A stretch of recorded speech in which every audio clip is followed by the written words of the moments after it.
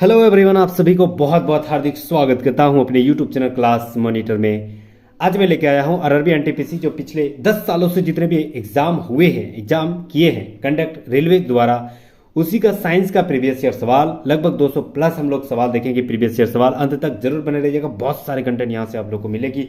अगर हमारी मेहनत पसंद आएगा तो प्लीज लाइक एंड सब्सक्राइब जरूर कर लीजिएगा। बिना देरी के शुरुआत करते हैं। इससे पहले मैंने आज मेरा दूसरा लेक्चर है, दूसरा सेट प्रैक्टिस है साइंस का। इससे पहले मैंने पहला एक सेट प्रैक्टिस ऑलरेडी अपलोड कर दिए हैं। आप नहीं देखे हैं तो प्लीज़ प्लेलिस्ट में जाके सारे विजिट कीजिए, बहुत सारे कंटेंट मिलने वाली है। और सारे जो है ये जो बुक है वह आपका बुक, यह जो है आपका यूथ कंपटीशन टाइम्स के लगभग 25,000 सवाल जो रेलवे द्वारा पूछा गया एमसीक्यू जो साइंस से संबंधित है और कुछ कुछ न्यूमेरिकल्स भी है, वो सारे हम लोग देखेंगे। ठीक है, तो अंत तक जरूर बने रहिएगा। बहुत ये सारे किताब हम खत्म करेंगे, प्लीज़ हमारे साथ जुड़े रहिएगा। मेरा दूसरा लेक्चर है। तो बिना देरी किए शुरुआत करते हैं। पहला सवाल आते हैं। पहला सवाल है कि एक वस्तु पर बल लगने के बावजूद भी किया गया कार्य जो हो वह शून्य होगा अगर विस्थापित शून्य हो। ठीक है, तो आरआरबी एएलपी टेक्नीशियन 2018 में पूछा गया है। ठीक है, अगर विस्थापित शून्य है तो कार्य भी शून्य हो जाएगा। दूसरा आते हैं, कार्य करने की क्षमता को क्या कहा जाता है? तो याद रखना ऊर्जा कहा जाती है। नेक्स्ट, यदि कार्य का मान धनात्मक हो तो ऊर्जा भी वृद्धि होगी, ये भी होगा, सही है। बल द्वारा किया गया कार्य धनात्मक होता है जब विस्थापन बल की दिशा में हो। नेक्स्ट, कार्य होता है यदि उसमें ऊर्जा हो रही है, अगर ऊर्जा हो रही है और विस्थापन हो रही है तभी कार्य माना जाएगा। नेक्स्ट आते हैं, किसी वस्तु पर किया गया कार्य निर्भर नहीं करता है। किस पर निर्भर नहीं करता? तो वस्तु के द्रव्यमान पर निर्भर नहीं करता, याद रखना है।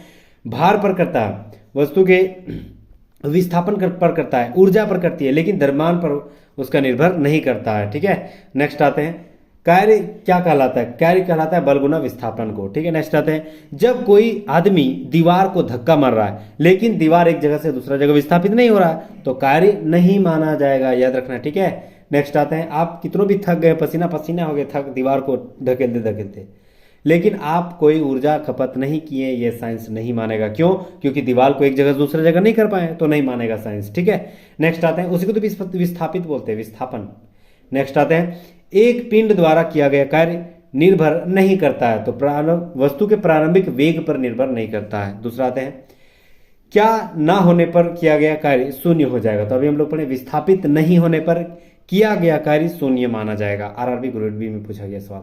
नेक्स्ट आते हैं, कार्य हुआ है ऐसा कहने के लिए दो शर्तों को पूरी होनी चाहिए, उनमें से एक है वस्तु जो है विस्थापित होनी चाहिए, विस्थापित हो रही है तभी कार्य माना जाएगा। नेक्स्ट आते हैं, वस्तु और बल और विस्थापन के गुणनफल को क्या कहा जाता है? तो यह रखना है, कार्य कहा जाता है बल और विस्थापन के गुणनफल को। नेक्स्ट आते हैं, कार्य निर्भर नहीं करता है तो यह रखना है, संवेग पर निर्भर नहीं करता है। ठीक है, संवेग पर निर्भर नहीं करता है कार्य। नेक्स्ट आते हैं, यदि किसी वस्तु पर लागू एक स्थिर बल की दिशा में वस्तु द्वारा स्थानांतरित बल और दूरी की परिणाम के रूप में दर्शाया जाता है तो उसे किया गया कार्य कहा जाता है। ठीक है, नेक्स्ट आते हैं हम लोग, अगला है कि यह एक यांत्रिक प्रभाव के माध्यम से ऊर्जा में वृद्धि का अनुभव करता है। तो कौन करता है? तो किसी पिंड पर अगर कार्य हो रही है तो मतलब उस यांत्रिक प्रभाव के माध्यम से ऊर्जा में वृद्धि हो रहा है। ठीक है, नेक्स्ट आते हैं, ठीक है, लागू किए गए बल और विस्थापन की दिशा के बीच अगर कोण 90 डिग्री, बहुत इंपॉर्टेंट ये सवाल है, अगर 90 डिग्री बन रहा है विस्थापन और बल के बीच अगर 90 डिग्री का जो कोण बन रहा है तो याद रखना है वह जो है कार्य शून्य माना जाएगा। नेक्स्ट आते हैं, किसी वस्तु पर कार्य करने की क्षमता या किसी वस्तु में निहित ऊर्जा निर्भर करती है। किस पर निर्भर करती है? तो याद रखना है, कार्य करने वाले वस्तु की स्थिति और अवस्था पर निर्भर करती है। अगला सवाल है कि गति करती हुई एक कार विपरीत दिशा में आती हुई हवा का सामना करता है तो कार पर हवा का किया गया कार्य क्या होगा?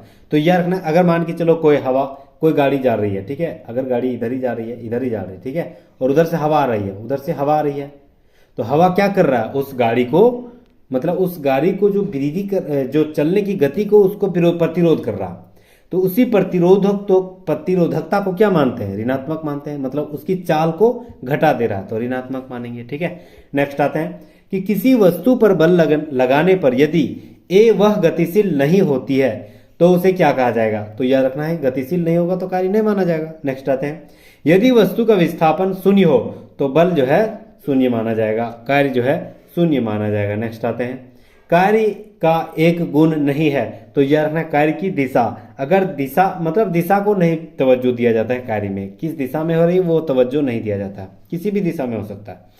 कार्य का उदाहरण नहीं है, तो जो है लड़के कमरे की जो दीवार को धक्का मार रहा था ये कार्य नहीं है। ठीक है, नेक्स्ट आते हैं, जब प्रयुक्त बल की दिशा और वस्तु के गतिशील होने की दिशा एक दूसरे के लंबवत हो, मतलब 90 डिग्री में हो, तो 90 डिग्री वाला भी नहीं माना जाएगा कार्य। ठीक है, नेक्स्ट आते हैं, यदि बल और विस्थापन के बीच कितना डिग्री का कोण हो कि कार्य जो है ऋणात्मक माना जाएगा। ये भी बहुत ही इंपॉर्टेंट सवाल है। अगर 90 डिग्री का हो तो कार्य नहीं माना जाएगा, और 180 डिग्री का हो तो याद रखना कार्य ऋणात्मक माना जाएगा। ठीक है, नेक्स्ट आते हैं, यदि कोई वस्तु वृत्ताकार पथ में घुमाई जाती हो तो उस पर कार्य क्या माना जाएगा, तो यह रखना कार्य जो है शून्य माना जाएगा।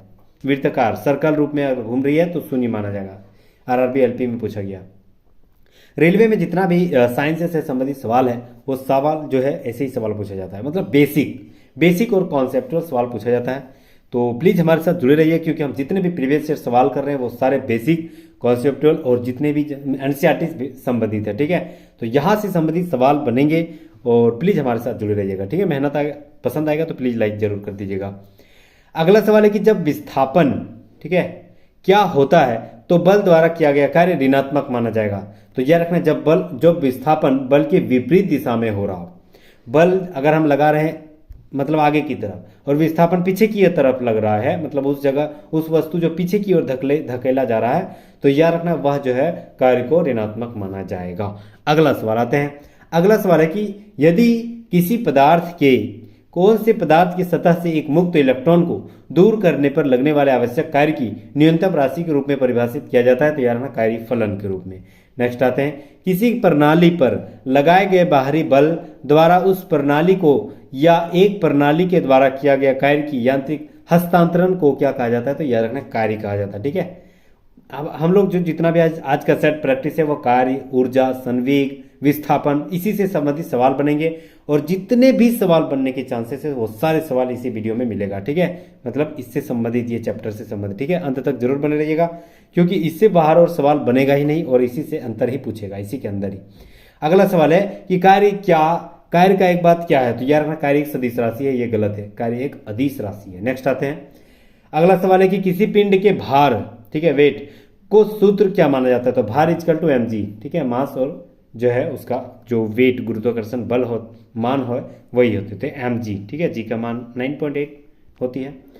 अगला हम लोग आते हैं जो कार्य से संबंधित न्यूमेरिकल सवाल है, वो कुछ सवाल हम लोग देख लेते हैं। रेलवे में न्यूमेरिकल सवाल डेफिनेटली पूछे जाएंगे। ठीक है, पहला सवाल है न्यूमेरिकल्स का, बता रहा है कि एक वस्तु पर 125 न्यूटन बल कार्य कर रहा है। ठीक है, उस वस्तु को बल की दिशा में 5 मीटर तक हटाया जाता है, तो बल पर किया गया कार्य क्या होगा। तो याद रखना बल पर किया गया कार्य जो है इसका मान क्या होगा, तो W equal to F D. ठीक है, याद है।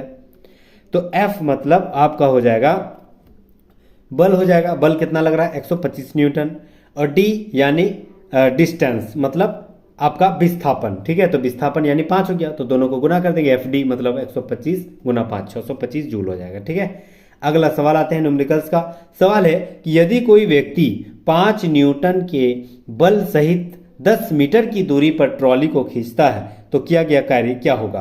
तो फिर वही सवाल हम लोग फिर आगे, W इक्वल टू क्या हो जाएगा एफ डी। ठीक है, F मतलब फोर्स यानी बल कितना लग रहा है, तो 5 न्यूटन यानी 50, और D यानी आपका डिस्टेंस यानी विस्थापन, तो कितना लग रहा है 10 मीटर, तो कितना हो गया 500, तो 500 न्यूटन मीटर या 500 जूल। तो option number B right answer हो जाएगा। नेक्स्ट हम लोग आते हैं। सवाल है कि एक कुली भूमि से 20 किलोग्राम सामान उठाता है। याद रखना, एकदम न्यूमेरिकल्स का एकदम शानदार सवाल है।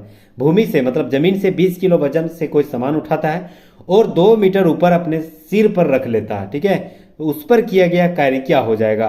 तो याद रखना है, अगर कोई सामान उठ रहा है, जमीन से उठ रहा है, मतलब जी का मान यहाँ लगेगा, तो W इक्वल टू mgh हो जाता है, mgh। ठीक है, तो m क्या हो गया आपका मास, m मास कितना है, तो याद रखना 20 केजी है ना उसका वेट। उसके बाद जी का मान लगभग 9.8 होता है, और अगर पॉइंट में नहीं आंसर है तो याद रखना 10 आप दे सकते हैं। ठीक है, हाइट मतलब h, हाइट कितना मीटर है, तो याद रखना 2, तो सबको गुना करेंगे, 2 10 200 और 2 9 400, तो 400 joule. Option number B right answer हो जाएगा, 400 जूल राइट आंसर हो जाएगा। नेक्स्ट आते हैं, सवाल है कि एक कुली 13 किलोग्राम की सामान को जमीन से 1.5 मीटर ऊपर उठाकर अपने सिर पर रखता है, तो उसके द्वारा किया गया कार्य क्या था। तो यार ना फिर उसी को बनाएंगे, W इक्वल टू mgh। फिर मास कितना था, तो यार ना 13, जी कितना है लगभग 9.8, लेकिन दे दिया सवाल 10 मानना है तो 10, और h कितना है 1.5 मीटर। ठीक है, तो 1.5 को अगर हटाएंगे पॉइंट तो नीचे को 0 बढ़ जाएगा, वो 15 हो जाएगा, 10 10 कट जाएगा, और 13 गुना 15 करेंगे तो लगभग 195 मीटर हो जाएगा। तो option number A right answer हो जाएगा। नेक्स्ट हम लोग आते हैं, उम्मीद कर रहा हूँ बहुत सारे कंटेंट यहाँ से मिल रहा होगा, प्लीज हमारे साथ जुड़े रहिएगा। पहला सवाल, अगला सवाल 5वां नंबर, एक लड़का 4 केजी के स्कूल बैग को 30 सेकंड तक पकड़ता है, उसके द्वारा किया गया कार्य की मात्रा जो है जूल में क्या होगी। तो यह रखना है, अगर 30 सेकंड तक पकड़ रखा है, तो अभी हम लोग पढ़े थे क्या रखना है, तो यह रखना है उसमें क्या होगा, F equal to W equal to F D, ये हम लोग पढ़े थे, कार्य इक्वल टू फोर्स गुना डिस्टेंस।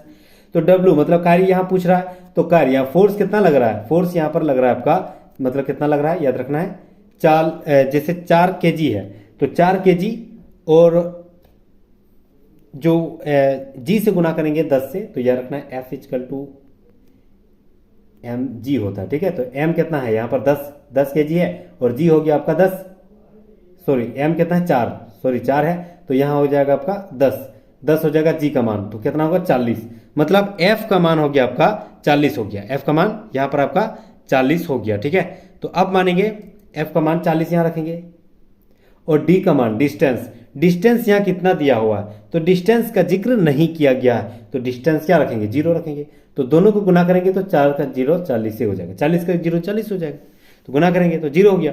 मतलब यहां पर हम लोग क्या समझे, अगर डिस्टेंस नहीं है यानी विस्थापित नहीं है, तो याद रखना है उसका कार्य 0 हो जाएगा। तो option number C right answer हो जाएगा। नेक्स्ट हम लोग आते हैं, एक बस 4000 न्यूटन की स्थिर बल से चलती है, तो याद रखना है एक बस अगर 4000 न्यूटन की स्थिर के बल से काम करता है, तो याद रखना F हमको दे दिया है, F कितना है 4000। ठीक है, 4000 दे दिया है। उसके बाद बोल रहा है कि बस द्वारा किया गया कार्य जो है 2000 जूल है, तो याद रखना यहाँ हमको W दे दिया है, W कितना है 2000 जूल हमको W दे दिया है। ठीक है, बस द्वारा तय की गई दूरी क्या था, यानी डिस्टेंस क्या थी, तो फिर हम लोग निकालेंगे F equal to extremely sorry, यहाँ W इक्वल टू क्या हो जाएगा F गुना D, मतलब W equal to work equal to force into distance, तो W क्या हो गया, W का मान यहाँ 2000 है तो 2000 रखेंगे, इजिकल टू F कितना है 4000 है, तो 4000 मान दे दिए, और डिस्टेंस नहीं दिया मतलब निकालना है तो D इधर रखेंगे। तो यह रखना है इसके साथ 4000 गुना में है, और बराबर के हिस्सा आ जाएगा तो भागा में आ जाएगा, तो 2000 भागा 4000 हो जाएगा। ठीक है, तो 3 को 0 कट जाएगा, 2 एकम 2 और 2 दूनी 4, मतलब 1/2 यानी 0.5। ठीक है, तो नेक्स्ट सवाल अब राइट आंसर क्या हो जाएगा 0.5, option number D right answer होगा। ठीक है, उम्मीद कर रहा हूँ बहुत सारे कंटेंट यहाँ से आपके जहन में जा रहा होगा, और न्यूमेरिकल सवाल एकदम 4 से 5 सवाल बनेंगे ही बनेंगे। ठीक है, तो प्लीज हमारे साथ जुड़े रहिएगा। पर अब हम आते हैं 7वां नंबर सवाल है कि यदि एक मॉल में कोई व्यक्ति, और 3 और ज्यादा सवाल मतलब न्यूमेरिकल से और कुछ सवाल ही है। ठीक है, फिर हम लोग आते हैं अगला टॉपिक पे। यदि एक मॉल में कोई व्यक्ति 5 न्यूटन के बल से ट्रॉली को खींचता, जिससे ट्रॉली 30 मीटर विस्थापित हो जाती है, तो किया गया कार्य क्या होगा। तो यहाँ किया गया कार्य तो होगा क्योंकि विस्थापित हो रही है। तो फिर हम लोग आएंगे, सबसे पहले हम लोग आते हैं 50 न्यूटन मतलब फोर्स कितना है 50। ठीक है, उसके बाद ट्रॉली 30 मीटर विस्थापित हो रही है, विस्थापित मतलब आपका हो गया डिस्टेंस, यानी D इक्वल टू हो गया 30 मीटर। ठीक है, 30 मीटर। अब यहां बोल रहा है कार्य कितना हो रहा है, मतलब W इक्वल टू FD, तो बस दोनों को गुना कर देना है, 50 गुना 30 गुना कर देना, 5 3 15 और 2 को 0, 1500 जूल। ठीक है, तो ऑप्शन नंबर क्या हो जाएगा 1500 joule, option number A right answer हो जाएगा। ठीक है, नेक्स्ट हम लोग आते हैं, सवाल है कि 10 न्यूटन एक क्षैतिज बल 5 किलोग्राम की एक वस्तु को बल की दिशा में 2 मीटर की दूरी तक विस्थापित कर देता है, तो बल क्या द्वारा किया गया कार्य क्या होगा। तो यह रखना है, अगर मान के चलो सबसे पहले हम लोग निकालेंगे यहाँ क्या क्या दिया है। सबसे पहले आते हैं 10 न्यूटन, मतलब F दे दिया है 10 न्यूटन। ठीक है, फोर्स मतलब बल कैसे मतलब न्यूटन होता है, तो न्यूटन जहां दे दिया वो समझ जाना वो फोर्स है। ठीक है, उसके बाद केजी मतलब ये आपका M दे दिया है, M कितना दे दिया है 5 केजी। ठीक है, आपका एम दे दिया 5 kg।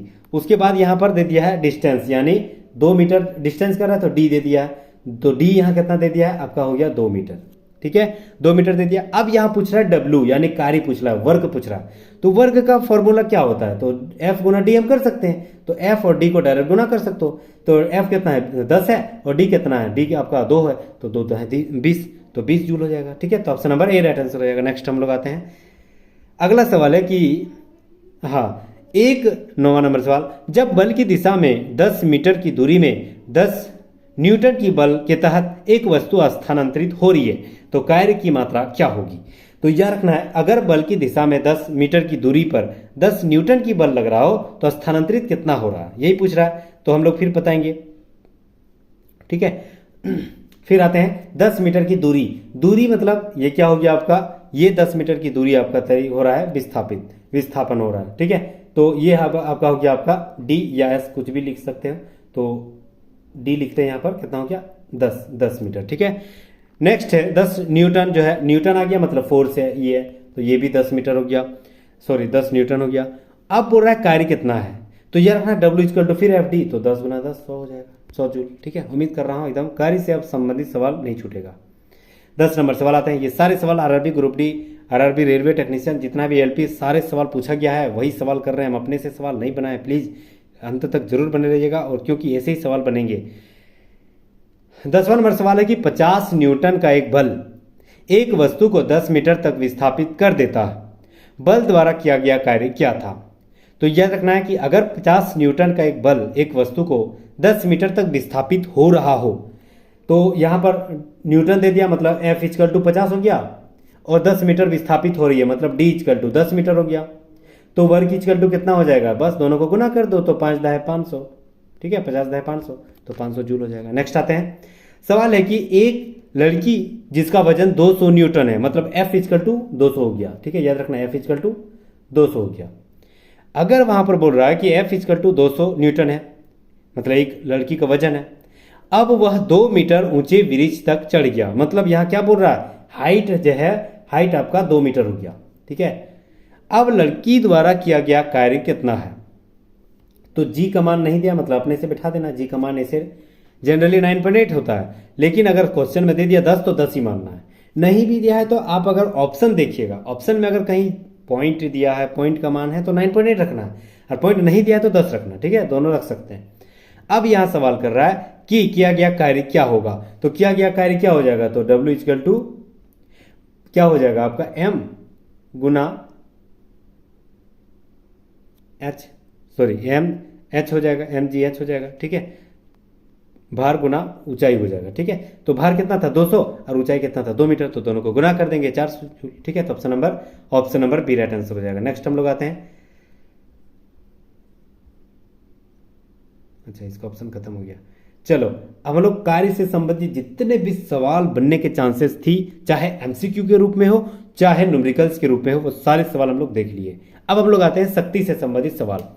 पावर, कार्य करने की दर यानी क्षमता को शक्ति कहा जाता है। अगला सवाल, शक्ति को व्याख्यातित किया जाता है किसमें, तो कार्य करने की दर और ऊर्जा स्थानांतरित करने की दर को शक्ति का व्याख्यातित किया जाता है।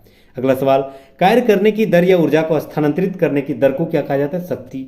नेक्स्ट आते हैं, यदि कोई कारक टी समय में डब्ल्यू कार्य करता है तो उसकी पावर यानी पी कितना हो जाएगा, तो यार कार्य बटे समय। नेक्स्ट आते हैं, शक्ति बराबर क्या होती है, तो पावर बराबर डब्ल्यू बटे टी।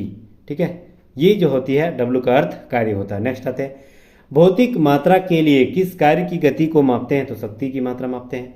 शक्ति का सूत्र क्या है, तो कार्य बटे समय, ये सब याद रखना है। भौतिक मात्रा का नाम बताएं जो बल और वेग के गुणनफल के बराबर होती है, तो यह रखना शक्ति होता है। नेक्स्ट आते हैं सवाल, अब लोग आते हैं शक्ति से संबंधित न्यूमेरिकल सवाल, पावर से संबंधित। यहाँ सवाल बता रहा है कि 80 किलोग्राम की वस्तु को 40 मीटर की ऊंचाई तक लगभग 50 सेकेंड में ऊपर उठाने हेतु औसत शक्ति क्या होगा। ठीक है, तब तक आप लोग बनाइए, हम पानी पी रहे हैं।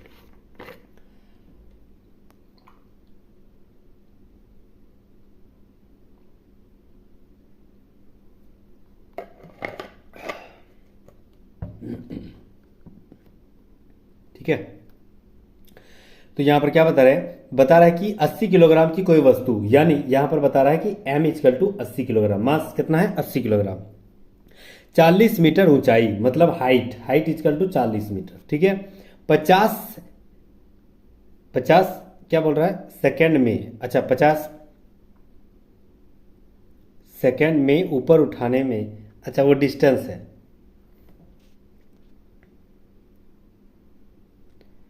50 सेकंड में, अच्छा समय है, ठीक है। तो समय इक्वल टू हो गया आपका 50, ठीक है। तो अब यहाँ पर बोल रहा है कि आवश्यक औसत शक्ति क्या हो जाएगा, तो औसत शक्ति क्या मानेंगे, तो याद रखना mgh बट्टे समय, याद रखना कार्य बट्टे समय होती है, शक्ति बराबर कार्य बट्टे समय। तो कार्य को क्या मानते हैं mgh बट्टे समय टाइम, तो mgh का अब हम लोग हल करेंगे, तो mgh m कितना है 80 किलोग्राम, जी कितना है, जी हो गया आपका 10, ठीक है, और h कितना है 40 बटे समय कितना है 50 सेकेंड, ठीक है। तो 1010 ये कट गया और इसको काटेंगे तो 1685 होता है, ठीक है। तो यह रखना है 16 चौक, यहाँ काटेंगे गुना करेंगे 16 चौक 64 हो गया और एगो 0, ठीक है।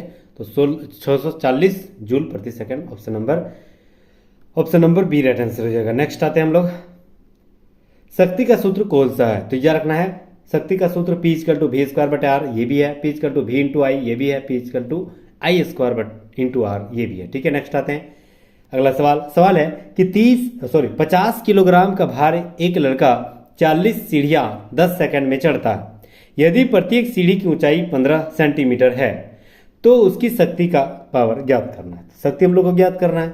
सबसे पहले यहाँ बता रहा है कि लड़के का वजन कितना है, तो याद रखना द्रव्यमान कितना है 50 किलोग्राम, ठीक है। और याद रखना है वह जी का मान कितना है, तो याद रखना जी का मान 10 दे दिया है।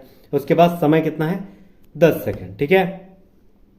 अब कुल सीढ़ी कितना है, तो कुल सीढ़ी जो है 40 है और एक सीढ़ी का हाइट कितना था, तो 15 सेंटीमीटर। अब सेंटीमीटर को मीटर में बदलेंगे तो 100 से भाग देंगे, ठीक है। तो 100 से भाग देंगे तो दो बाद पॉइंट बैठेगा, मतलब 0.15 हो जाएगा, ठीक है।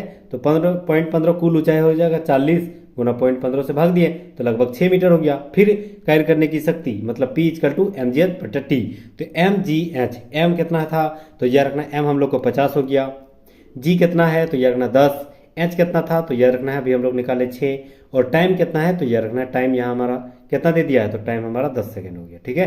तो 10 सेकंड हो गया, ये 10 कट गया और ये हो गया 6 5 30 और 0 300, ठीक है। तो ऑप्शन नंबर 300 वॉट हो जाएगा, ठीक है। तो option number C right answer हो जाएगा, ठीक है। Option number C right answer हो जाएगा, ठीक है। कार्य शक्ति निकाल रहे हैं तो वॉट में आंसर होगा, ठीक है। नेक्स्ट हम लोग आते हैं, अब ऊर्जा से आते हैं, ऊर्जा से संबंधित सवाल। अच्छा, यदि वायु प्रतिरोध को नगण्य माने तो मुक्त रूप से गिरते हुए पिंड की स्थितिज ऊर्जा और गति ऊर्जा का योग क्या होगा, तो यार ना स्थिर होगा। नेक्स्ट आते हैं, जब आप एक रबड़ बैंड खींचते हैं तो हस्तांतरित ऊर्जा संग्रहित होती है, उसे क्या कहा जाता है, तो यार ना उसे स्थितिज ऊर्जा कहा जाता है। नेक्स्ट आते हैं, कणों की गतिज ऊर्जा अधिकतम किस में होती है, तो यह रखना है गैसों में सबसे ज्यादा होती है, सबसे कम ठोस में होती है, ठीक है, कणों की गतिज ऊर्जा। अगला आते हैं, जब एक संपीड़ित स्प्रिंग को छोड़ दिया जाता है तो उसकी स्थितिज ऊर्जा किस में बदल जाती है, तो यार ना गतिज ऊर्जा में बदल जाती है, ठीक है। नेक्स्ट आते हैं, एक वस्तु की स्थितिज ऊर्जा उसकी किसके साथ वृद्धि हो जाती है, याद रखना है ऊंचाई के साथ वृद्धि हो जाती है, याद रखना है। अगला सवाल, किसी वस्तु द्वारा अपनी स्थिति या आकार लेने की वजह से लगने वाला ऊर्जा को क्या कहा जाता है, याद रखना है स्थिति के बदलाव रहे या आकार में स्थिति या आकार के संबंधी सवाल रहे तो वह स्थितिज ऊर्जा से मतलब सवाल बनेंगे। बांध जो पानी खड़ा है, बांध खड़ा करके रखा है पानी को, वह कौन सी ऊर्जा जनरेट कर रही है, तो याद रखना है स्थितिज ऊर्जा जनरेट कर रही है। नेक्स्ट, यह एक गतिशील वस्तु अनिवार्य रूप से क्या प्राप्त करती है, तो याद रखना गतिशील ऊर्जा गतिज ऊर्जा मतलब प्राप्त कर रही है। नेक्स्ट आते हैं, एक कार्य उच्च गति से चल रही है, यह किस ऊर्जा से युक्त होती है, तो याद रखना गतिज ऊर्जा से युक्त होती है। नेक्स्ट आते हैं, ऊर्जा की व्यावसायिक इकाई कौन सा है, तो याद रखना किलोवाट प्रति घंटा।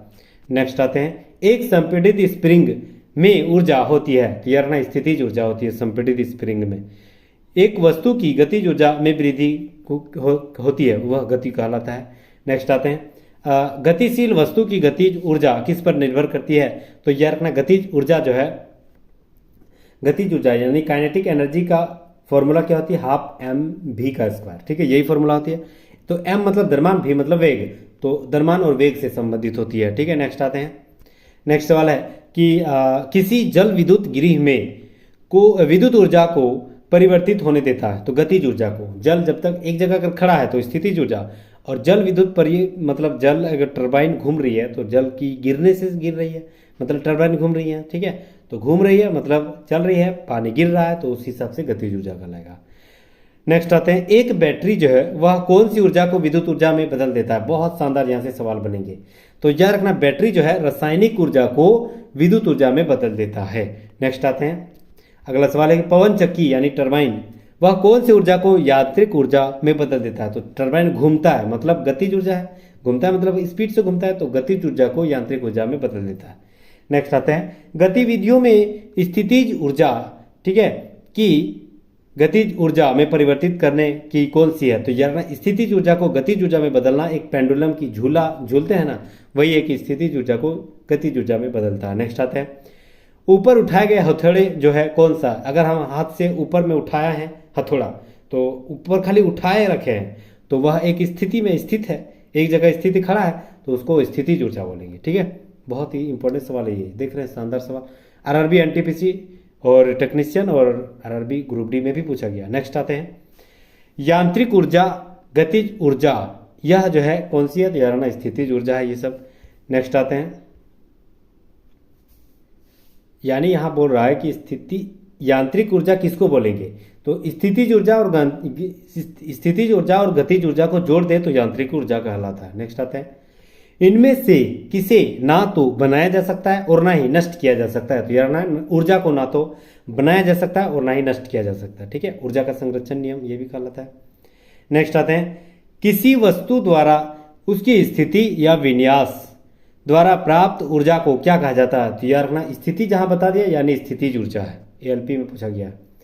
गतिज ऊर्जा किस पर निर्भर करती है। तो गतिज गति कर रहा है मतलब फिक्स एक जगह दूसरी जगह आना जाना, मतलब स्थिति जो है बदलाव, एक जगह खड़ा नहीं है, बस गति हो रही है। तो यह रखना है काइनेटिक एनर्जी है। यह गतिशील पिंड वेग और द्रव्यमान पर निर्भर करता है, यानी गतिज ऊर्जा किसके बराबर है। तो हाफ एम बी के स्क्वायर। देख रहे हैं यहाँ द्रव्यमान जो है और वेलोसिटी से संबंधित है, मतलब द्रव्यमान और वेग से संबंधित है काइनेटिक एनर्जी का। नेक्स्ट आते हैं, किसी संकुचित स्प्रिंग में सामान्य लंबाई के स्प्रिंग से अधिक ऊर्जा होती है, क्योंकि स्प्रिंग संकुचित होने का कारण क्या है। तो यार ना स्थितिज ऊर्जा। नेक्स्ट आते हैं, जब किसी बंदूक से गोली चलती है, तो बंदूक गोली चल रहा है मतलब एक जगह दूसरे जगह गया, तो यानी गति किया, तो गतिज ऊर्जा। नेक्स्ट आते हैं, मतलब कौन सी स्थितिज ऊर्जा को गतिज ऊर्जा में बदल दे रहा है। नेक्स्ट आते हैं, किसी स्थिति या आकृति में हुए परिवर्तन के कारण एक वस्तु में निहित ऊर्जा को क्या कहा जाता है। तो यार ना स्थिति जहां बोल दिया तो स्थितिज ऊर्जा। यांत्रिक ऊर्जा किसके बराबर होती है। तो गतिज ऊर्जा और स्थितिज ऊर्जा को बदल दे, मतलब जोड़ दे, काइनेटिक एनर्जी और पोटेंशियल एनर्जी को जोड़ दे तो यांत्रिक ऊर्जा कहलाया जाएगा। ठीक है, मैकेनिकल एनर्जी।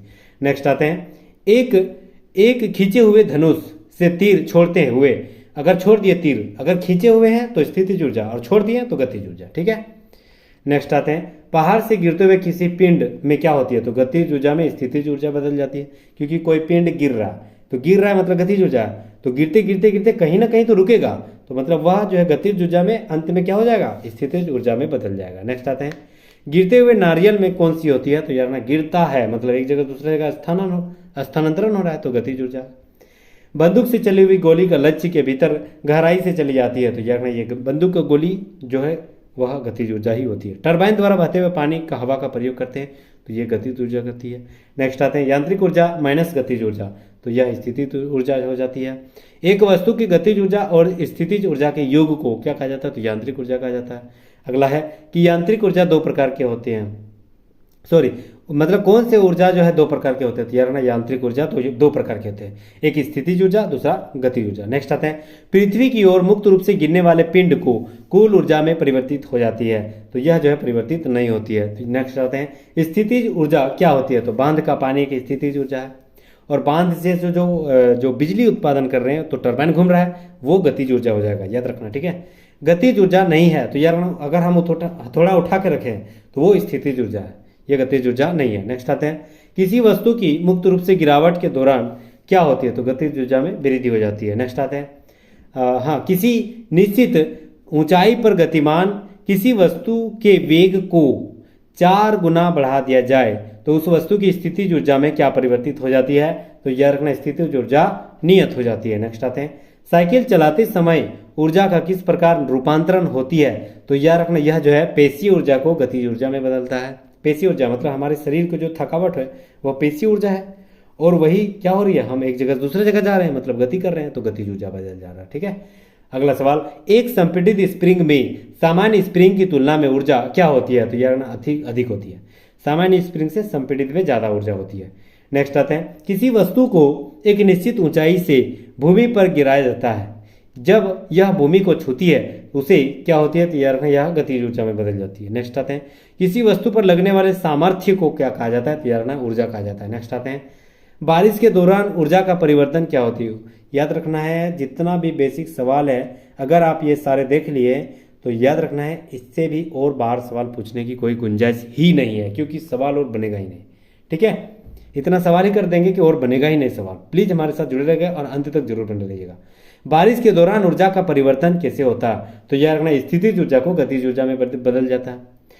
ऊंचाई के साथ क्या बढ़ता या घटता है? तो स्थितिज ऊर्जा बढ़ता या घटता है। नेक्स्ट आते हैं, स्थितिज ऊर्जा बराबर होती है तो यह रखना mgh। नेक्स्ट आते हैं, कार्य करने में सक्षम वस्तु में क्या होती है? तो यह रखना ऊर्जा होती है। नेक्स्ट आते हैं, एक हाइड्रो इलेक्ट्रिक पावर स्टेशन पर बहने वाले पानी टरबाइन घुमा सकते हैं, इसमें गतिज ऊर्जा। जहां पानी घूमने वाला हो गया, टरबाइन आ गया, वो गतिज ऊर्जा। नेक्स्ट आते हैं, किसी निश्चित ऊंचाई पर उठे हुए पानी में कौन सी ऊर्जा होगी? तो उठा हुआ पानी मतलब खड़ा है तो वो स्थितिज ऊर्जा हो जाएगा, पोटेंशियल एनर्जी। नेक्स्ट आते हैं, यदि कोई लड़का गैस से भरा गुब्बारा छोड़ता है वो ऊपर उठ जाता है तो स्थितिज ऊर्जा क्या हो जाएगी? बढ़ जाएगी। नेक्स्ट आते हैं, यदि एक बंदूक में गोली चलाई जाती है और बंदूक पीछे की ओर आती है तो बंदूक की गतिज ऊर्जा क्या हो जाएगी? गोली से कम हो जाएगी। नेक्स्ट आते हैं, ठीक है, नेक्स्ट आते हैं, किसी वस्तु को ऊर्ध्वाधर ऊपर की ओर फेंका गया और यह भूमि से अधिकतम ऊंचाई h तक पहुंचती है, इसके ऊपर जाने के दौरान h जो है 1/4 वस्तु में हो जाती है। यह कम स्थितिज और अधिक गतिज ऊर्जा हो जाएगा। ठीक है, तो यह रखना है अगर ऊपर फेंक रहे हैं और ऊपर भूमि से अधिकतम ऊंचाई पर पहुंच गया तो यह रखना वह स्थितिज ऊर्जा में कम आ जाएगा और उसके बाद गतिज ऊर्जा में बदल जाएगा, क्योंकि कहीं ना कहीं ऊपर जाने के बाद वो गिरेगा तो स्थितिज ऊर्जा और गतिज ऊर्जा ज़्यादा हो जाएगा। स्थितिज ऊर्जा कम, गतिज ऊर्जा ज़्यादा हो जाएगा। नेक्स्ट आते हैं, किसी वस्तु के मुक्त रूप से गिरने के दौरान ऊर्जा उसके रास्ते में किसी एक पिंड पर क्या बढ़ जाती है? तो यार ना गतिज ऊर्जा बढ़ जाती है।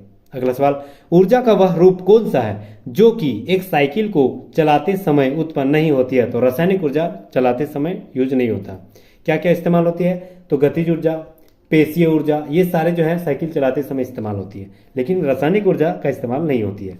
अगला सवाल आता है द्रव्यमान, द्रव्यमान से संबंधित जानते हैं। सवाल है पहला कि किसी वस्तु का द्रव्यमान मापने की इकाई क्या होती है? तो याद रखना है किसी वस्तु का जड़त्व मापने की इकाई को द्रव्यमान कहा जाता है। नेक्स्ट आते हैं, किसी वस्तु के द्रव्यमान की मापने की इकाई को जड़त्व कहा जाता है। नेक्स्ट आते हैं, द्रव्यमान की परिभाषा क्या है? तो यार में किसी वस्तु पर होने वाले पदार्थ की राशि उस वस्तु को द्रव्यमान कहा जाता है। नेक्स्ट आते हैं, सवाल है कि द्रव्यमान बटे आयतन को क्या कहा जाता है? तो यार ना घनत्व। अगला सवाल, किसी पदार्थ का प्रति इकाई आयतन का द्रव्यमान क्या कहलाता है? तो यार ना घनत्व कहलाती है। द्रव्यमान, वस्तु का द्रव्यमान क्या होती है? तो यार हर जगह जो है समान होती है, चाहे ब्रह्मांड में कहीं भी चल जाओ द्रव्यमान समान होगा।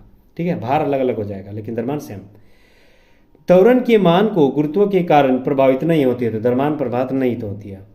अगला है कि किसी ऑब्जेक्ट कब नियत होती है? जब स्थान बदलने पे नहीं होती है। तो यार द्रव्यमान जो है एक नियत होती है, जबकि स्थान बदलो या नहीं बदलो द्रव्यमान हमेशा एक ही रहेगा। नेक्स्ट आते हैं, अच्छा इससे संबंधित निम्नलिखित सवाल है कि किसी पिंड का संवेग 50 किलोग्राम है और वेग जो है 5 मीटर पर सेकंड है। ठीक है, उस पिंड का द्रव्यमान क्या होगा?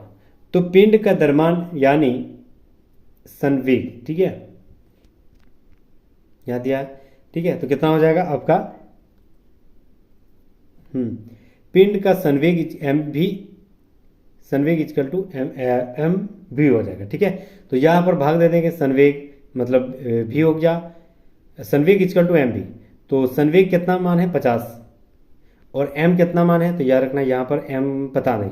ठीक है, एम हमको निकालना है और भी कितना दे दिया? 5, तो 5 इधर गुना में इधर भागा में आ जाएगा तो 10 हो जाएगा। ठीक है, नेक्स्ट आते हैं यदि बल यानी एफ त्वरण ए दिया हुआ हो तो वस्तु का द्रव्यमान एम क्या हो जाएगा, तो F equal to M A.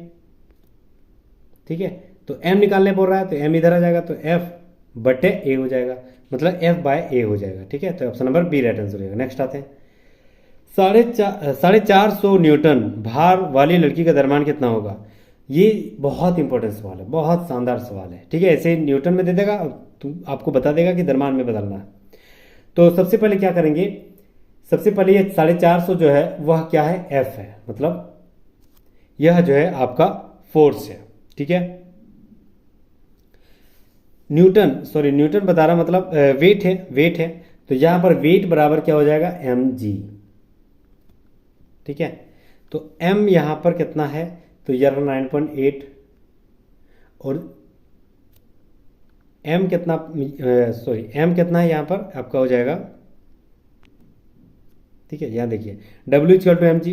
ठीक है, तो द्रव्यमान m हो गया और w इक्वल टू भार, g इक्वल टू गुरुत्वीय त्वरण, तो w equal to M G बोल रहा है, मतलब हमको द्रव्यमान निकाल रहा है, निकालना है, मतलब हमको m निकालना है। ठीक है, m तो m इक्वल टू w बटे g हो जाएगा। तो w यहाँ कितना दिया है, तो यहाँ पर वेट किसका है 450 और g कितना है 9.8, तो उसे भाग देंगे तो 45 किलोग्राम। ठीक है, तो यह रखना है किसी भी कोई भी भार है उस भार को द्रव्यमान में बदलना है, तो हमेशा उस भार को या तो 9.8 से भाग दे दो या तो 10 से भाग दे दो। ठीक है, वो निकल जाएगा, मतलब वो 10वां भाग है। ठीक है, नेक्स्ट हम लोग आते हैं, एक वस्तु का भार 980 न्यूटन है, अब गुरुत्वीय त्वरण जो है 9.8 है, तो द्रव्यमान क्या होगा, तो बस वही भाग दे देना है, तो द्रव्यमान भाग दे देंगे उसके, तो लगभग 100 kg हो जाएगा। नेक्स्ट आते हैं, बल बटे त्वरण यानी फोर्स बटे ए यानी त्वरण हो जाएगा, तो क्या हो जाएगा मास, तो मास हो जाएगा। ठीक है, यानी द्रव्यमान हो जाएगा, ऑप्शन नंबर सी। नेक्स्ट आते हैं, यदि किसी वस्तु का भार 200 न्यूटन है तो उसका द्रव्यमान क्या हो जाएगा, तो याद रखना है भार अगर 200 न्यूटन है, मतलब अगर वेट इक्वल टू 200 न्यूटन, द्रव्यमान निकालना है, मतलब m इक्वल टू वॉट, तो मेरा जी तो दे दिया है, तो द्रव्यमान वही करना है, वही क्या करना है 200 से 10 को भाग दे देना है, तो ये कितना हो जाएगा 20 kg हो जाएगा। ठीक है, तो option number D right answer हो जाएगा। नेक्स्ट सवाल आते हैं, अब आते हैं न्यूटन से संबंधित सवाल। ठीक है, यहां से सवाल नहीं बनेंगे, ऐसा हो ही नहीं सकता है। पहला सवाल, बल समीकरण में F किसके बराबर होती है, तो F बराबर ma होती है। ठीक है, F बराबर F मतलब फोर्स, m बराबर m द्रव्यमान और a मतलब एक्सेलरेशन यानी त्वरण। ठीक है, F equal to ma। Next आते हैं, यदि एक पेड़ की शाखा को तेजी से हिलाएं तो पत्तियां जो है पेड़ से अलग हो जाती है, इसे जड़त्व का नियम कहलाता है। ठीक है, गति का तीसरा नियम क्या जो है वेग और स्थिति के संबंध को बताता है। नेक्स्ट आते हैं, प्रत्येक क्रिया की उसके तुल्य में विपरीत प्रतिक्रिया होती है, यह गति का तृतीय नियम बताता है। गति का दूसरा नियम संबंधित है संवेग से। नेक्स्ट आते हैं, न्यूटन की गति का दूसरा नियम जो है बल के प्रभाव को समझने में सहायता करती है। नेक्स्ट आते हैं, समीकरण F इक्वल टू ma को न्यूटन के किस नियम के आधार पे रूप में माना गया, तो द्वितीय रूप में। ठीक है, F इक्वल टू ma जो है F इक्वल टू ma जो है गति का न्यूटन का दूसरा नियम के आधार पे निकाला गया है। नेक्स्ट आते हैं, न्यूटन का पहला नियम क्या बताता है, तो जड़त्व का नियम कहलाता है। ठीक है, न्यूटन का पहला नियम क्या है, अगर कोई वस्तु एक जगह पे रखा हुआ है तो वह वस्तु अपने स्थिति में तब तक बना रहेगा जब तक कोई बाह्य बल उस पर काम नहीं करेगा, मतलब जब तक हम नहीं हटाएंगे या कोई और उस पर बल काम के इस जगह को हटाएगा नहीं, वो स्थिति बना रहेगा। इसी को जड़त्व का नियम कहलाएगा और यही न्यूटन का पहला नियम कहलाता है। नेक्स्ट आता है, एक वस्तु जब तक स्थिर है तब तक वह स्थिर ही रहेगा जब उस पर गति ना हो, मतलब गति आ जाएगा उस पर बाह्य बल जब तक काम न करे वह गति में नहीं आएगा, यह न्यूटन का पहला नियम बताता है। अगला सवाल, अगला है कि न्यूटन की गति का नियम लॉ ऑफ मोशन, दीवार से फेंका हुआ गेंद जो है टकराकर वापस आ जाती है, वह कौन सा बता रहा है, तो अगर हम किसी वस्तु को दीवार को जोर से मारे तो मेरा हाथ भी तो लग रहा है, तो उसी तरह गेंद को मारे तो गेंद इधर भी वापस आ रहा है, मतलब जिस हिसाब से हम जिस स्पीड से गेंद को मारे दीवार भी गेंद को उस हिसाब से लौटा दिया, मतलब क्या हो रहा है यहाँ क्रिया का विपरीत क्रिया हो रही है, तो इसी को गति का तीसरा नियम कहलाता है। ठीक है, नेक्स्ट आते हैं, कथन जो है न्यूटन के तीसरे नियम के क्या सही बता रहा है, तो बल जो है अलग अलग निकाय में विपरीत दिशा में अगर बल लग रहा है तो वह न्यूटन का तीसरा नियम बताता है। गति की प्रसिद्ध नियम कौन सा है, तो यार न्यूटन की 3 नियम यही प्रसिद्ध नियम है। एक निकाय के संवेग में परिवर्तन की दर जो है किस पर लागू होती है, तो बल पर लागू होती है। नेक्स्ट आते हैं, गति के द्वितीय नियम, तो सबसे पहले हम लोग पढ़े F इक्वल टू ma, गति का द्वितीय नियम से संबंधित है। उसके बाद बता रहा है कि किसी वस्तु की गति के परिवर्तन का दर शुद्ध बल और उस पर लगे गए शुद्ध बल के अनुपाती के रूप में होती है, तो उसे गति का द्वितीय नियम कहा जाता है। न्यूटन के गति के नियमों का प्रकाशन कब हुआ था? 1687। ये बहुत इंपॉर्टेंट सवाल है। 1687 में यह प्रकाशित हुआ था, न्यूटन का गति का नियम। नेक्स्ट आते हैं, तेज गति से आती हुई कोई क्रिकेट गेंद को पकड़ते समय क्षेत्रक अपने बाहों के पीछे की ओर लौटा लेता है, वह कौन सा जो है बता रहा। तो याद रखो कि वह लंबे समय से बल का अनुभव करवा लेता है। अगर कैच लेना है तो कैच लेके हाथ को थोड़ा पीछे कर लेते हैं ताकि चोट ना लगे। ठीक है, नेक्स्ट आते हैं, एक तोप फायरिंग के बाद पीछे हट जाती है, तो याद रखना यह जो है गति का तीसरा नियम बता रहा है। ठीक है, और जो उसके बाद रॉकेट लॉन्च हो गया, ये सारे जो है ना तीसरा नियम बताता है। अगला है कि द्रव्यमान और त्वरण, यानी द्रव्यमान यानी m और त्वरण यानी a, ये इसका गुणनफल क्या कहलाता है? तो फोर्स यानी बल, F=ma, गति का दूसरा नियम। ठीक है, नेक्स्ट आते हैं, उदाहरण, न्यूटन की गति तृतीयक नियम, लॉन्च क्या करना है? रॉकेट। अभी बताएं, रॉकेट का लॉन्च होना गति के तृतीय नियम बताता है। हर जगह ज़्यादातर यही पूछा जाता है। ठीक है, नेक्स्ट आते हैं,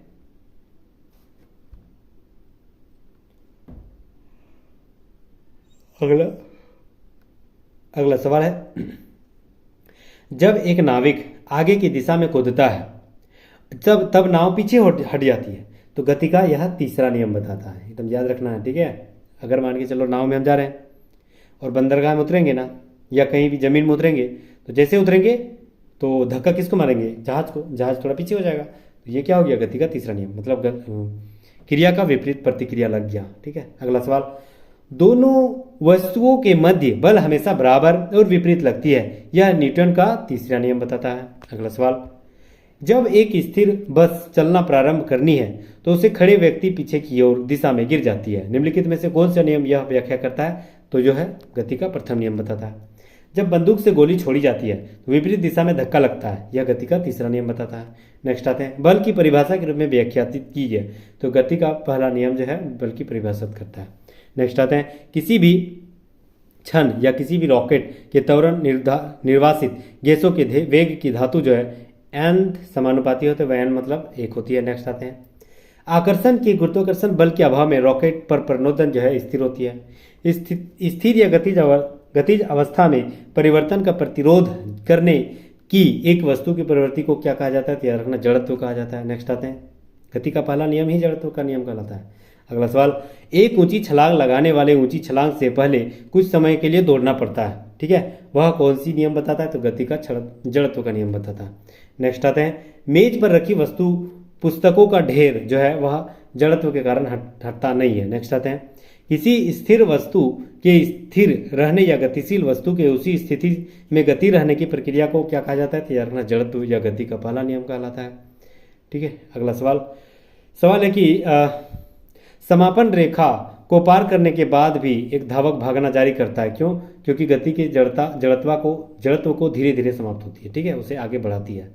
जड़त्व का नियम प्रतिपादित करता है आइजैक न्यूटन के द्वारा। नेक्स्ट आते हैं, जड़त्व क्या है? तो याद रखना वर्तमान स्थिति जड़त्व में होने वाले परिवर्तन का प्रतिरोध है, जड़त्व कहलाता है। नेक्स्ट आते हैं, जब किसी वस्तु पर बाहरी बल ना लगे तब तक स्थिर अवस्था में रहता है, यह जड़त्व का नियम या गति का पहला नियम बताता है। ठीक है, अगला सवाल, जब कार एक घुमावदार सड़क पर मुड़ती है और उस पर बैठे यात्री स्वयं पर केंद्र की ओर विपरीत दिशा में बल महसूस कर रहा है, मतलब अगर घुमावदार में घूम रहे हैं तो हमें बाहर की ओर देखना शरीर हो जाएगा। ठीक है, यह जो है जड़त्व का नियम बताता है। ठीक है, अब हम लोग आते हैं फोर्स से संबंधित सवाल। फोर्स, बल। ठीक है, तो संवेग की परिवर्तन की दर को बल कहा जाता है। यदि द्रव्यमान m वाली वस्तु की जमीन से h ऊंचाई तक उठाया जाता है तो उस क्रिया के लिए बल की आवश्यकता होती है। वस्तु को उठाने वाली आवश्यक न्यूनतम बल किसके समान होती है? तो वजन, वस्तु के वजन के बराबर होती है। अगला आते हैं, m द्रव्यमान की कोई वस्तु जो त्वरण a से गतिशील है उसे क्या कहा जाता है? तो याद रखना है m × a कहा जाता है। नेक्स्ट, जब किसी प्रतिरक्षा बल यानी F विपरीत दिशा में लग रहा हो तो यानी 180 डिग्री का कोण बना रहा है। अगला, भौतिक इकाई एक वस्तु की स्थिर या एक समान गतिशील स्थिति को बदलती है, वह बदलने के प्रयास बल करता है। नेक्स्ट आते हैं, कोई वस्तु सतत चाल से गति करती है जब इस पर कोई बल ना लगे। नेक्स्ट आते हैं, प्रकृति में कभी अकेले नहीं होती है। क्या बल अकेले कभी नहीं लगती है। नेक्स्ट, एक वस्तु पर लागू संतुलित बल का प्रभाव क्या होती है। तो एक वस्तु पर आवर्ती में परिवर्तन होना संतुलित बल कहलाता है। तो बल equal to F equal to M A. बल प्रतिबल का प्रभाव निर्भर करता है क्षेत्रफल पर आधारित। नेक्स्ट आते हैं, मुक्त रूप से गति करने में सक्षम 10 किलोग्राम द्रव्यमान की एक वस्तु पर जब 10 न्यूटन पर बल लगाया जाता है तो कथन किस पर लागू होती है। तो याद रखना है 1 मीटर प्रति सेकंड त्वरण की गति पर काम करेगा। नेक्स्ट आते हैं, यदि एक वस्तु दोनों सिरों से पकड़कर खींची जाती है तो उस पर लागू बल को क्या कहा जाता है। खिंचाव कहलाता है। अगला सवाल, किसी पदार्थ पर कौन सा कार्य करने के बावजूद भी उसके आकार में परिवर्तन ना होती है। तो बाह्य बल या दृढ़ता में कार्य करने पर भी उसमें आकार नहीं बदलता। नेक्स्ट, गति का पहला नियम बताता है। विज्ञान में किसी वस्तु पर लगने वाले धक्के या खिंचाव को क्या कहलाता है। तो बल कहलाता है।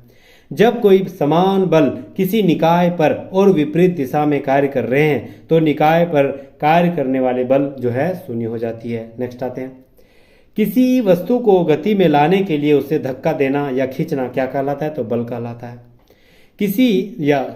दो पिंडों के बीच बल हमेशा क्या होती है। तो यार समान या विपरीत भी होती है। अगला सवाल है कि निम्न परिस्थितियों में कार्य नकारात्मक बल कब होती है। जब वस्तु की बल विपरीत दिशा में स्थानांतरित हो रही है। ठीक है।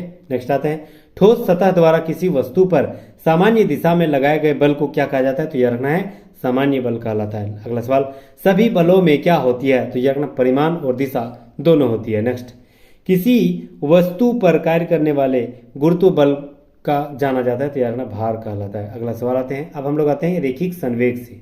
ठीक है, लाइनर मोमेंटम से। आवेग जो है तुल्य होता है किस पर। तो संवेग परिवर्तन में। द्रव्यमान और वेग के गुणनफल को क्या कहलाता है। तो यह संवेग कहलाता है। ठीक है, द्रव्यमान और गुणनफल को संवेग कहलाता है। ठीक है, अगला सवाल, हाँ यही तो है, संवेग इक्वल टू द्रव्यमान गुणा वेग। अगला सवाल है कि किसी सिस्टम में जब दो अप्रत्यास्थ पिंडों के बीच टक्कर होती है तब उसमें गतिज ऊर्जा परिवर्तित होती है और संवेग संरक्षित रहती है। नेक्स्ट सवाल, वेग को यदि दोगुना कर दिया जाए तो क्या हो जाएगा। तो संवेग दोगुना और गतिज ऊर्जा तो 4 गुना हो जाएगा। ठीक है, अगला सवाल, समीकरण द्वारा संवेग की गणना की जाती है। तो यह संवेग इक्वल टू द्रव्यमान गुना वेग होती है। यदि किसी गतिमान पिंड की चाल दोगुनी कर दी जाए तो उसकी संवेग भी दोगुना हो जाएगा। अगला सवाल, एक टकराव में हमेशा किसकी बचत होती है। तो यह संवेग की बचत होती है। अगला सवाल, पिंड ए द्रव्यमान 2 किलो, पिंड बी द्रव्यमान 3 किलो, यदि एक दूसरे से 4 मीटर प्रति सेकंड और 2 मीटर प्रति सेकंड की ओर से एक दूसरे की ओर बढ़ रही है तो याद रखना एक दूसरे के टक्कर के बाद उसका प्रत्यास्थ क्या हो जाएगा। तो याद रखना विपरीत दिशा में यह हो जाएगी। नेक्स्ट आते हैं, किसी वस्तु का संवेग किस पर निर्भर करता है। तो वस्तु का द्रव्यमान और वेग पर निर्भर करता है। संवेग इक्वल टू द्रव्यमान गुना वेग, अभी हम लोग पढ़े। संवेग जो है किसके गुणनफल के रूप में होती है। तो द्रव्यमान गुना वेग, अभी हम लोग पढ़े। यदि संवेग p और ठीक है और वेग भी दिया हो तो द्रव्यमान इक्वल टू क्या हो जाएगा। तो याद रखना p इक्वल टू हम लोग पढ़े हैं संवेग इक्वल टू एम बी। तो याद रखना है कि यहाँ पर m इक्वल टू क्या हो जाएगा। तो एम p तो है ही है, यहाँ v क्या होगा गुना में तो इधर आ जाएगा तो भागा में p बटे v। ठीक है, नेक्स्ट आते हैं, द्रव्यमान गुना वेग के गुणनफल को क्या कहलाता है। तो संवेग। ठीक है, अब हम लोग आते हैं संवेग संरक्षण के नियम से संबंधित सवाल है कि किसी रॉकेट को उड़ना जो है उड़ान भरना क्या समझा जाएगा। तो यह रहना संवेग के संरक्षण को नियम समझा जाएगा। अगला सवाल, किस सिद्धांत के अनुसार कोई रॉकेट अंतरिक्ष में कार्य करती है। तो यह रहना संवेग संरक्षण के सिद्धांत के आधार पर काम करती है। अगला सवाल, एक सेल के विस्फोट के कारण कई टुकड़े अलग अलग दिशाओं में उड़ जाती है। इस स्थिति में संवेग जो है क्या करती है। संवेग, उसको संवेग कहलाता है। अगला सवाल, दूरी और विस्थापन से संबंधित सवाल बनते हैं। ठीक है, इतना टॉपिक बता रहे हैं ना, याद रखना है एकदम, यहाँ से सवाल बनेंगे ही और इससे संबंधित सवाल ने कहीं भी सवाल आपको छूटेगा नहीं। ठीक है, प्लीज़ हमारे साथ जुड़े रहिएगा और आपके लिए इतने मेहनत कर रहे हैं तो प्लीज़ कम से कम एक सोशल मीडिया में जरूर शेयर कर दीजिएगा और लाइक जरूर कर दीजिएगा। ठीक है, नहीं है तो प्लीज़ सब्सक्राइब कर लीजिएगा। ठीक है, फिर आगे बढ़ते हैं। दूरी और विस्थापन से संबंधित सवाल, वह भौतिक राशि जो कभी ऋणात्मक नहीं होता। तो डिस्टेंस कभी ऋणात्मक नहीं होगा। ठीक है, नेक्स्ट आते हैं, यानी दूरी कभी ऋणात्मक नहीं होगा। संदर्भ सवाल था। अगला सवाल, किसका उपयोग एक वस्तु के समग्र गति का वर्णन करने और दिए गए समय में अपनी प्रारंभिक स्थिति को संदर्भ में अंतिम स्थिति का पता लगाने के लिए किया जाता है। तो दूरी और विस्थापन जो संबंधित जो है उसका इस्तेमाल किया जाता है। नेक्स्ट आते हैं, वेग और समय के गुणनफल को विस्थापन कहा जाता है। ठीक है। विस्थापन मतलब एक जगह से दूसरी जगह स्थानांतरण होना, उसी को विस्थापन बोलते हैं। तो उसको किसको बोलेंगे? वेग, मतलब किस वेग से हुआ और कितना समय लगा, उसी को तो विस्थापन बोलेंगे। अगला सवाल, यदि किसी वस्तु द्वारा तय की गई दूरी अगर शून्य है तो वस्तु का विस्थापन भी शून्य हो जाएगा। नेक्स्ट आते हैं, एक वस्तु को ऊपर की ओर फेंका जाता है और यह 100 मीटर की ऊंचाई तक जाती है और फिर फेंकने में वापस आ जाती है, तो जहां से शुरू किए थे वहीं आ गया, मतलब विस्थापित शून्य हो गया। नेक्स्ट आते हैं, जब एक पर्यवेक्षक के सापेक्ष समय के साथ वस्तु की स्थिति लगातार बदलती जा रही है तो उसे जो है क्या कहा जाता है? याद रखना, गतिशील कहा जाता है। नेक्स्ट आते हैं, दूरी का सूत्र क्या होगा? तो गति गुना समय, कितना स्पीड से जाते हैं, मतलब डिस्टेंस इक्वल टू, हम लोग पढ़े चाल बराबर दूरी बटे समय, चाल बराबर दूरी बटे समय। तो यहां पूछ रहा है दूरी बराबर क्या हो जाएगा, तो दूरी इधर रहेगा और समय इधर आ जाएगा, तो इधर भागा तो इधर गुना में, तो चाल बराबर समय, चाल गुना समय। ठीक है। नेक्स्ट आते हैं, आप उस मात्रा को क्या कहेंगे जो वेग समय लेखाचित्र के वक्र के अंतर्गत समय के और दो मात्रा सूचकों के बीच सम्मिलित है, उसे विस्थापन कहते हैं। अगला सवाल, विस्थापन के बारे में क्या गलत है? तो याद रखना, विस्थापन कभी धनात्मक, कभी ऋणात्मक, कभी शून्य नहीं हो सकता है। नेक्स्ट आते हैं, किरण 90 मीटर लंबे पुल में तैरती है, एक छोर से दूसरे छोर की ओर फिर वापस आ जाती है, उसी सीधे पथ पर तैरकर वही 2 मीटर 360 डिग्री की दूरी तय करती है। किरण का औसत वेग क्या हो जाएगा? तो 0। ठीक है। नेक्स्ट आते हैं, किसी वस्तु का त्वरण उसके किसी प्रति इकाई के समान परिवर्तन होती है, तो यार वेग के परिवर्तन के बराबर होती है। नेक्स्ट, समय के साथ किसी वस्तु का वेग दिखाने वाले ग्राफ को क्या कहा जाता है? तो वेग समय ग्राफ कहा जाता है। नेक्स्ट आते हैं, औसत चाल, औसत चाल और औसत वेग जो है वस्तु की गति को क्या दर्शाता है? तो दिए गए अंतराल के दौरान बताता है।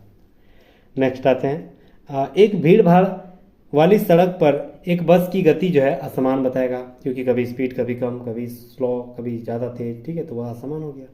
नेक्स्ट आते हैं, सवाल है कि चाल, दूरी और समय क्या संबंधित है?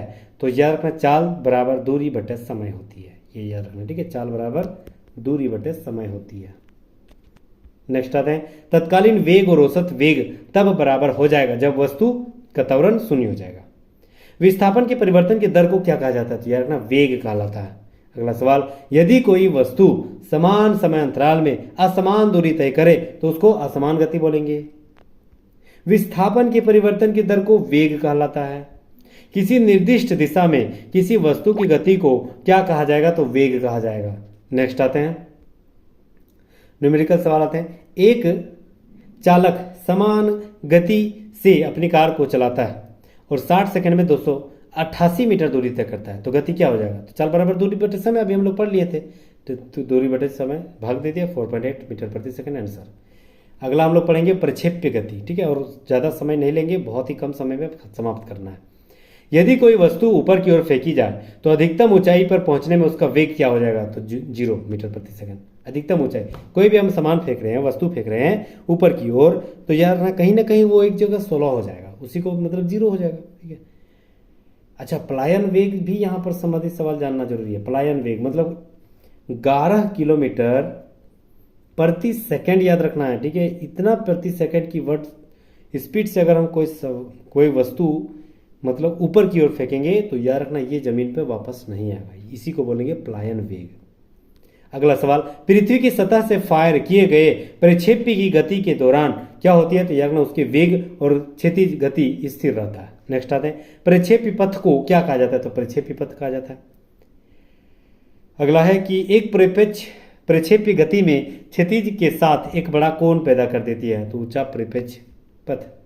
नेक्स्ट आते हैं, जब किसी कण को ऊर्ध्वाधर ऊपर की ओर फेंका जाता है तो उसमें सबसे ऊंचे बिंदु पर क्या पहुंच जाती है? तो त्वरण जो है नीचे की ओर हो जाती है। नेक्स्ट आते हैं, यदि एक गेंद ऊपर की ओर फेंकी जाती है तो त्वरण परिवर्तन नहीं बदलता है, तो त्वरण नहीं बदलता है। नेक्स्ट आते हैं, बस और कुछ ही समय बचा हुआ है। ठीक है, प्रक्षेप्य गति में कुल उड़ान का समय क्या होती है? तो यार अधिकतम ऊंचाई तक पहुंचने में लगने वाले समय 2 गुना हो जाएगा।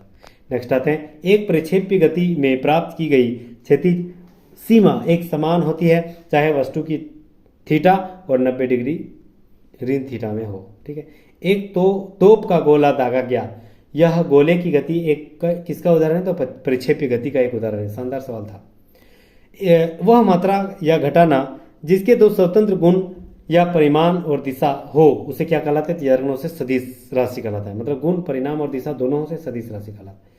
अगला सवाल, किसी प्रक्षेपीय या प्रक्षेपी क्या होती है? तो यार या परिवलय होती है। अब आते हैं एक्सेलरेशन यानी त्वरण से संबंधित।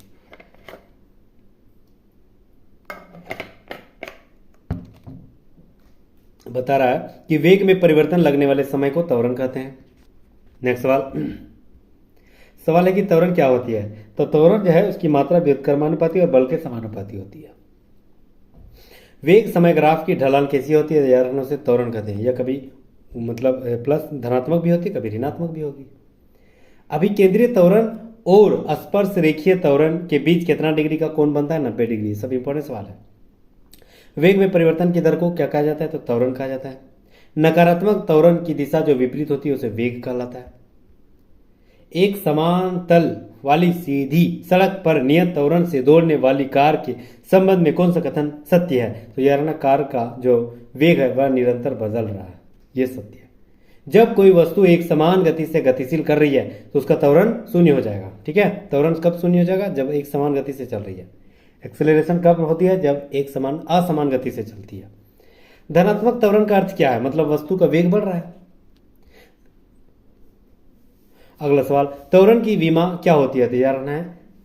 L1 होगी, m जो है मास यानी 0 होगा और t जो है -2 हो जाएगा। नेक्स्ट आते हैं, मंदता क्या है? तो ऋणात्मक त्वरण को मंदन कहा जाता है, मंदता। अगला सवाल, किसी वस्तु का वेग व्यतीत हुए समय के समानुपाती क्या होती है? तो यार ना, एक समान त्वरण होती है। अगला सवाल, त्वरण ऋणात्मक होने पर पिंड का वेग क्या हो जाएगा? तो घटेगा। अगला सवाल, अब हम लोग आते हैं अगला टॉपिक, रेखीय गति के समीकरण। बस कुछ ही समय बचे हुए हैं। अगला सवाल है कि समीकरण वेग और समय क्या दर्शाता है? तो यार ना, v=u+at दर्शाता है।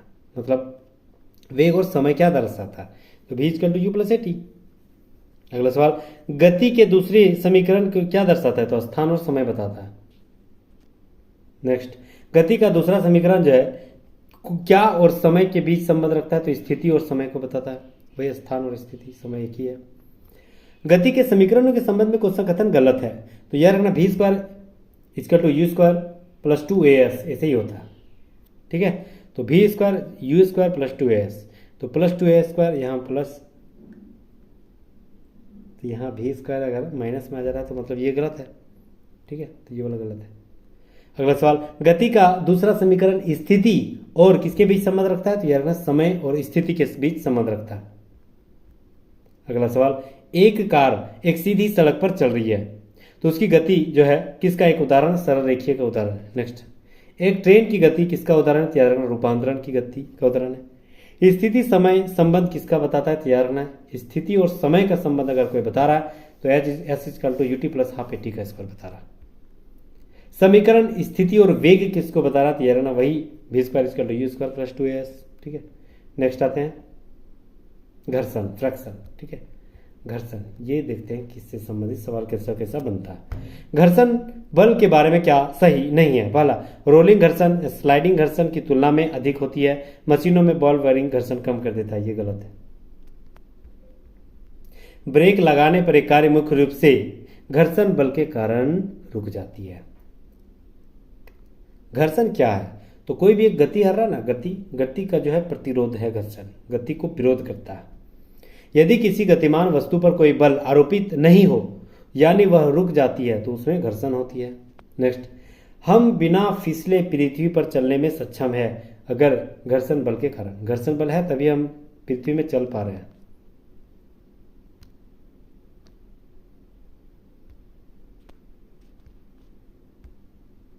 ठीक है, अगला सवाल, यदि कोई वस्तु किसी सतह पर फिसलती है तो उनके बीच गति का प्रतिरोध करने वाले बल क्या कहलाता है? तो घर्षण कहलाता है। ये इंपॉर्टेंट सवाल है। अगला सवाल, दो सतहों के बीच सतह की अनियमितताओं के परिणाम स्वरूप क्या होती है? तो घर्षण होती है। नेक्स्ट आते हैं, घर्षण बल कार्य करता है तो बल की दिशा के विपरीत कार्य करता है। अभी हम बताएं, एक साइकिल स्थिर त्वरण से गतिमान होती है तो यह रखना पीछे की पहिए की घर्षण बल के कारण। ठीक है, तो पश्चिम दिशा में। नेक्स्ट, कारों की ब्रेकिंग पैड में किसके गुण से उपयोग होती है? तो घर्षण के सकारात्मक प्रभाव के कारण होती है। घर्षण बल द्वारा किया गया कार्य जो है हमेशा ऋणात्मक होती है। घर्षण द्वारा किए गए कार्य का क्षय नहीं होता है, बल्कि वह जो है ऊर्जा के रूप में परिवर्तित हो जाता है, उसे तापीय कहा जाता है। नेक्स्ट, सरल आवर्त गति या घूर्णन गति, इससे संबंधित सवाल। पेंडुलम लयबद्ध दोलक की तरह काम करता है, अतः इसका प्रयोग जो है दादाजी की घड़ी जैसे संबंधित है। मतलब पुरानी घड़ी वही है, दादाजी की घड़ी मतलब पुराना घड़ी। जब एक कार मोड़ लेती है तो वह बल जो है हमेशा बाहर की ओर क्या मारता है? यार अब केंद्रण बल का धक्का मारता है। अगला सवाल एनटीपीसी में पूछा गया है। डेयरी के प्रयोग किए जाने वाले दूध से क्रीम को अलग करने वाली प्रक्रिया को क्या कहलाता है? यार अपकेंद्रण विधि द्वारा। ठीक है, दूध से क्रीम निकालते हैं ना, तो अपकेंद्रण विधि के द्वारा निकालते हैं। अगला सवाल, जब एक वस्तु एक समान विद्युतीय वेग उत्पन्न करती है तो उसमें क्या परिवर्तन हो जाती है? यार दिशा परिवर्तित हो जाती है। लट्टू को घुमाना, इसका एक क्या उदाहरण है? तो केंद्राभिमुख बल इसका एक उदाहरण है। अगला सवाल, एक बहुत पुराने मॉडल की पेंडुलम घड़ी की कार्य पद्धति पूरी तरह से क्या थी? यार मैकेनिकल थी। अगला सवाल, रोलर कोस्टर की सवारी में बल कार्य करता है अभिकेंद्रीय के रूप में। अगला सवाल आते हैं, यदि कोई पिंड रूपांतरित रूप गति में एक वक्र पथ पर गति करता है, उस गति को क्या कहेंगे? वक्र रेखीय गति कहा जाएगा। अगला सवाल, किसी निकाय द्वारा एक समान विद्युतीय गति में चलाने लगने वाले आवश्यक नियत बल को क्या कहा जाता है? यार अभिकेंद्रीय बल कहा जाता है। नेक्स्ट आते हैं, जब कोई वस्तु एक समान विद्युतीय गति से घूमती है तो प्रत्येक बिंदु किसमें बदल जाती है? तो वेग में बदल जाता है। अगला सवाल, यदि एक सरल लोलक पेंडुलम की लंबाई बढ़ा दी जाए तो उसका आवर्तकाल क्या हो जाएगा? बढ़ जाएगा। अगला आते हैं, दोलक के लिए क्या सही नहीं है? पहला, संकेत अर्ध स्क्वायर वेव हो सकते हैं, ये सही नहीं है। एक वृत्ताकार पथ में स्थिर गति वाले पिंड की गति को क्या कहा जाता है? तो यार समान वृत्तीय गति कहा जाएगा। नेक्स्ट आते हैं, जब कोई वस्तु वृत्तीय पथ पर गति करती है तो घूर्णन करती हुई वस्तु पर केंद्र की ओर लगने वाले बल को क्या कहा जाएगा? तो यार अभिकेंद्रीय बल कहा जाएगा। किसी दोलक द्वारा एक आयाम पूरा करने में किया गया समय जो है आवर्त कहलाएगा। नेक्स्ट आते हैं, किसी सैटेलाइट और पृथ्वी के बीच आकर्षण का गुरुत्वाकर्षण बल को तेजी से प्रदान करना क्या कहलाएगा? अभिकेंद्रीय बल कहलाता है। अभिकेंद्रीय बल द्वारा किया गया कार्य शून्य होती है। नेक्स्ट आते हैं, बल के अनुप्रयोग के बिंदु और रोटेशन की धुरी के बीच की सीधी दूरी को क्या कहा जाएगा? तो आघूर्ण भुजा कहा जाएगा। घूर्णन करने वाले भुजा पर लगाए गए एक बड़े बल का परिणाम बड़ा होती है, उसे बल आघूर्ण कहा जाता है। बल आघूर्ण की दिशा हमेशा प्रयुक्त बल की दिशा के लंबवत होती है। बल आघूर्ण की एसआई मात्रा क्या होती है? तो न्यूटन मीटर होती है। इंपॉर्टेंट सवाल। नेक्स्ट आते हैं, झूले पर बैठे लड़की की गति कैसी होती है? तो यार आवर्ती होती है। ठीक है, ये सारे सवाल जो है ना इंपॉर्टेंट उतना नहीं है, पढ़ देते हैं। सरल आवर्त गति करने वाले किसी कण की स्थितिज ऊर्जा क्या होती है? तो यार U = 0.5 kx²। नेक्स्ट आते हैं, सरल आवर्त गति में द्रव्यमान के कण और उसके आवर्तकाल यानी टी उचित संबंध क्या है? तो यार T = 2π × √m/k होती है। नेक्स्ट आते हैं, सरल आवर्त लोलक क्या होती है? तो 2π × √L/g होती है। नेक्स्ट आते हैं, विशेष समान विद्युतीय गति के लिए सही नहीं है। तो यार दूरी सदैव विस्थापन के बराबर होती है, ये गलत है।